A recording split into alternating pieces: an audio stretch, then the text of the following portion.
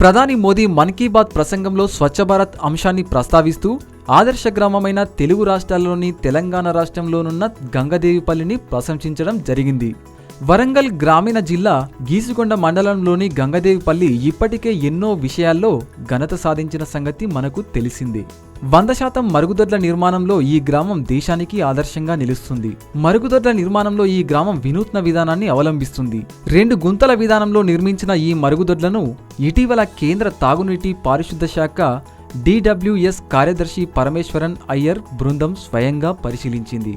ఇటీవల ఈ గ్రామంలో వైఫై సౌకర్యాన్ని సైతం ఏర్పాటు చేసుకుంది. 2 గుంతల విధానాన్ని అన్ని గ్రామాలు అనుసరించాలని ప్రధాని తన ప్రసంగంలో పేర్కొన్నారు. ఏమిటి ఈ 2 గుంతల విధానం అని మనం తెలుసుకుంటే, ఈ విధానంలో మరుగుదొడ్ల నిర్మాణం ఎంతో సురక్షితం. మరుగుదొడ్డిని నిర్మించాక దానికి అనుసంధానంగా బయట 6 అడుగుల లోతులో 2 గుంతలు సిమెంట్ రింగులతో నిర్మించాలి. ఈ గుంతల మధ్య కనీసం మీటర్ దూరం ఉండాలి. తరువాత మరుగుదొడ్డికి వాటిని పైపులతో అనుసంధానించి గుంతలపై మూతలు ఏర్పాటు చేయాలి. ఒక గుంత నిండిన తర్వాత మలమూత్రాలను మరో గుంతలోకి మళ్లించాలి. నిండిన గుంతలో విసర్జితాలను అలాగే 1.5 ఏడాది పాటు ఉంచాలి.